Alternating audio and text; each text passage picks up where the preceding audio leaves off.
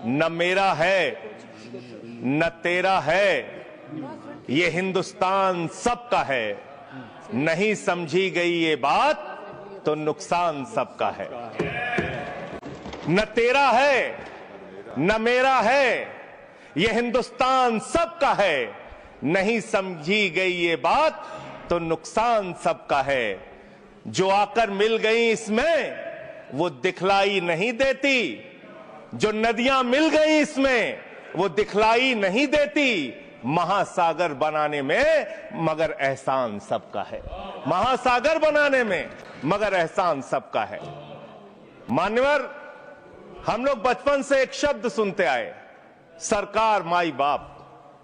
सरकार माई बाप यानी कि जो सरकार होती है वो लोगों की माई बाप होती है, मां की तरह ख्याल रखती है, पिता की तरह ख्याल रखती है। लेकिन अगर कोई सरकार अपने बच्चों को उसका गला घोटने पे उतारू हो जाए तो वो फिर सरकार निष्पक्ष सरकार नहीं है।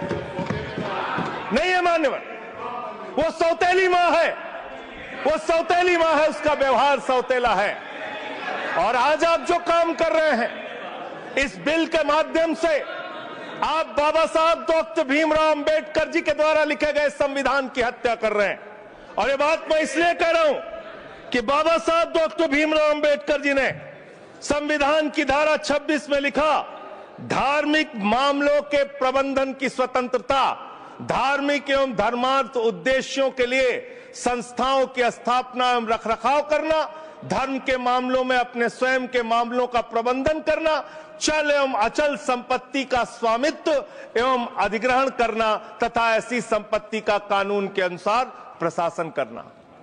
यह अधिकार आपने नहीं दिया, यह अधिकार किसी भारतीय जनता पार्टी के लोगों ने नहीं दिया। यह अधिकार बाबा साहब डॉक्टर भीमराव अंबेडकर जी के द्वारा लिखे गए भारत के संविधान ने दिया। मानकर और आप उस संवैधानिक अधिकार को छीन रहे हैं एक गैर संवैधानिक बिल लाके। क्या क्या लिखा इस कानून के अंदर आपने, किस तरीके से आपने इस संविधान की हत्या करने का काम किया। आप बड़ी बड़ी बातें कर रहे हैं। ये सरकार कह रही है कि ये कानून हम मुसलमानों के भले के लिए आ रहे हैं। जब मैं आपसे सुनता हूं तो मुझे लगता है कपिल शर्मा कॉमेडी सर्कस में बोल रहा है। आप मुसलमानों का भला कर रहे हैं, आप मुसलमानों का भला कर रहे हैं। दोनों सदन में एक भी सदस्य, दोनों सदन में सिर्फ एक सदस्य गुलाम अली को छोड़ के एक भी सदस्य आपका मुसलमान नहीं है। आप मुसलमानों का भला कर रहे हैं, आप मुसलमानों का भला कर रहे हैं। पूरी सरकार में एक मंत्री आपका मुसलमान नहीं है, आप मुसलमानों का भला कर रहे हैं। दो नेता अपने घरों में आपने बैठा दिया, मुख्तार अब्बास नकवी, शाहनवाज हुसैन, दोनों की राजनीति आपने खत्म कर दी। आप मुसलमानों का भला कर रहे हैं, आप मुसलमानों का भला कर रहे हैं, आप मुसलमानों का भला कर रहे हैं। अरे सुनना सीखो पहले। तो वो लोग हैं जिन्होंने प्रभु श्री राम के मंदिर में भी घोटाला किया। मान्यवर, प्रभु श्री राम के मंदिर के जमीन में घोटाला किया। मैं कागज दूंगा सर, मैं कागज दूंगा। बंद कर दिया मैंने। ये लोग राम मंदिर में घोटाला करने वाले लोग हैं, राम मंदिर की जमीन का चंदा खाने वाले लोग हैं सर। ये लोग 2 करोड़ की जमीन 5 मिनट में 18 करोड़ में बेची सर इन लोगों ने। 16.5 करोड़ का घोटाला किया, 18.5 करोड़ में जमीन बेची। ये लोकसभा से पास होने के बाद राज्यसभा में पेश हुआ वक्फ बिल। संजय सिंह का बड़ा बयान आया सामने। नमस्कार दोस्तों, एक बार फिर से स्वागत करते हैं आप सभी का हमारे YouTube चैनल पर। दोस्तों, लोकसभा ने बुधवार को अलग अलग विपक्षी दलों के सदस्यों के कड़े विरोध के बीच 10.5 घंटे से अधिक समय तक चर्चा के बाद देर रात करीब 2 बजे वक्फ संशोधन विधेयक 2025 और मुसलमान वक्फ निरसन विधेयक 2024 को पारित कर दिया। इस बिल को 3 अप्रैल राज्यसभा में पेश किया।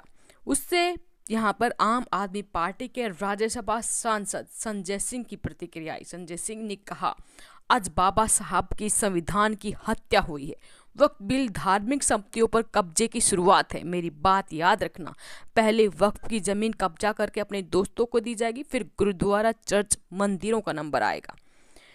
जी हाँ दोस्तों, संजय सिंह ने यहाँ पर कहा कि ये जो जिनके यहाँ पर कोई भी गैर मुस्लिम या कोई भी अल्पसंख्यकों का कोई सम्मान नहीं है, वो मुसलमानों की भलाई की बात करते हैं।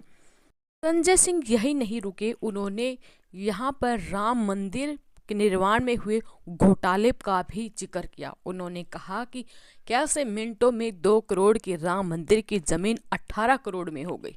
ये सब कुछ लूट कर, सब कुछ खरीद कर अपने मित्रों को दे देंगे और हम देखते रह जाएंगे, पूरे हिंदुस्तान पर अपने मित्रों का कब्जा करवाएंगे। आपका इसके बारे में क्या कहना है? वीडियो के कमेंट बॉक्स में अपनी राय जरूर दें। वीडियो अपने साथी दोस्तों के साथ जरूर शेयर करें। धन्यवाद। जय हिंद, जय भारत।